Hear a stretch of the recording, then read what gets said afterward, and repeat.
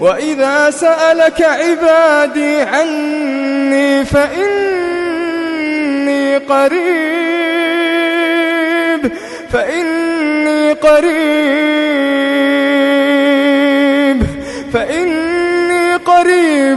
أجيب دعوة الداع إذا دعان وإذا سألك عبادي عني فإني قريب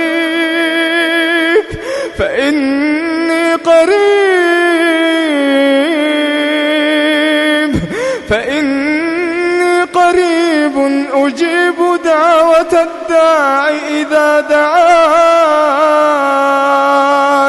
فليستجيبوا لي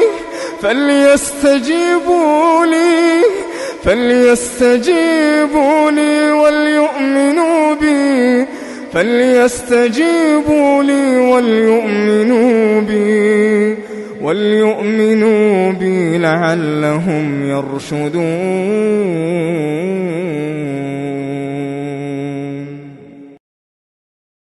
لا تقنطوا من رحمة الله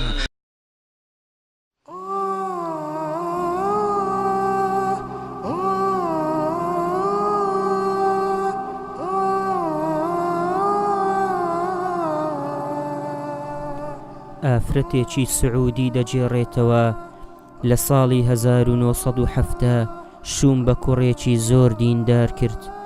خەسووم و غەزورم لەگەڵمان دەژیان. مێردەکەم زۆر چاکە کار بوو لەگەڵ دایک و باوکی. دوای ساڵێک کچێکمان بوو ناومان نا ئەسما. ئینجا کارەکەی گواسترایەوە بۆ ناوچەیەکی خۆرهەڵاتی سعودیە. هەفتەیەک لەسەر کار دەبوو، هەفتەیەکیش لە ماڵ. لە نۆی ڕەمەزانی ساڵی 1974 لە کاتی گەڕانەوەی بۆ ماڵ لە شاری ڕیاز دووچاری ڕووداوێکی هاتوچۆ بوو. بەو ڕووداوە بێهۆش کەوت. دوای ماوەیەک پزیشکەکان گەیشتنە ئەو ئەنجامەی کە سەدانەوە 25 مێشتی لە کار کەوتووە. دوای تێپەڕبوونی 5 ساڵ بەسەر ڕووداوی ئەم حاڵەتە کەسانێک پێیان دەگوتم کە دەتوانی داوای جیابوونەوە بکەی، بەڵام من ئەم پێشنیارم ڕەت کردەوە و بەردەوام سەردانیم دەکرد لە نەخۆشخانە. گرنگیم بە پەروەردەکردنی کچەکەم ئەسما دەدا. تا لە تەمەنی 10 ساڵیدا هەموو قورئانی پیرۆزی لەبەر کرد. لە یەکێک لە سەردانەکانمان بۆ نەخۆشخانە ئەسما داوای لێکردم کە حەز دەکات شەوێک لە لای باوکی بمینێتەوە. کچەکەم جێڕایەوە لە نزیک باوکم سوورەتی ئەلبەقەڕەم خوێند. ئینجا خەوم لێکەوت. لە خەومدا ڕوونگەشایەوە. لە خەو هەستان دەستم کرد بە شەو نوێژ. دوای ماوەیەک دیسان خەو بردمیەوە و خەوم لێکەوت. وەک ئەوەی کەسێک پێم بڵێت چۆن دەنووی. خوای میهرەبان بەخەبەرە هەستە ئێستا کاتی گیرابوونی دوعایە. دوعا بکە خوا گیرای دەکات. بەپەلە لە خەو هەڵسام.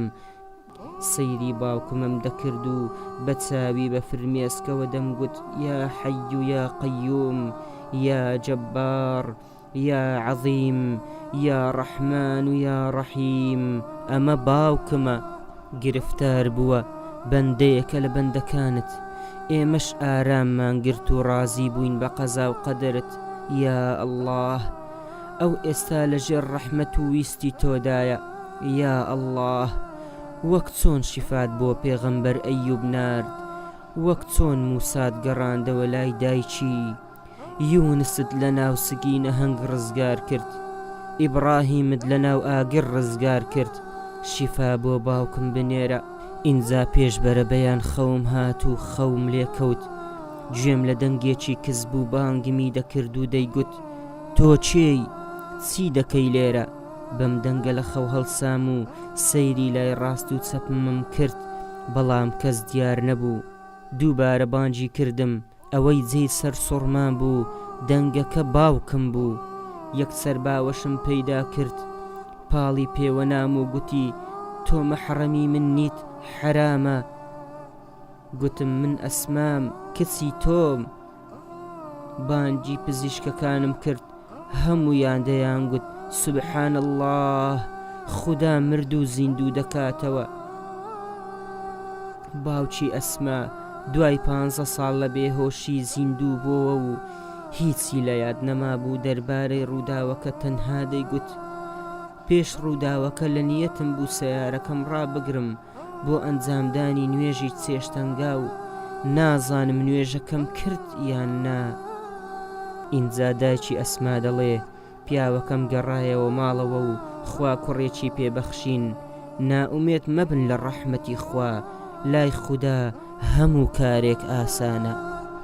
وإذا سألك عبادي عني فإني قريب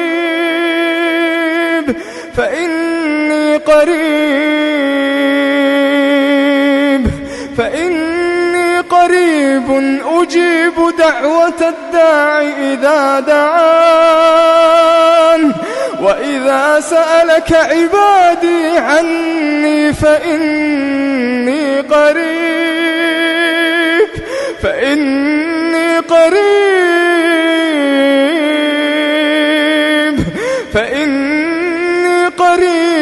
أجيب دعوة الداع إذا دعان. فليستجيبوا لي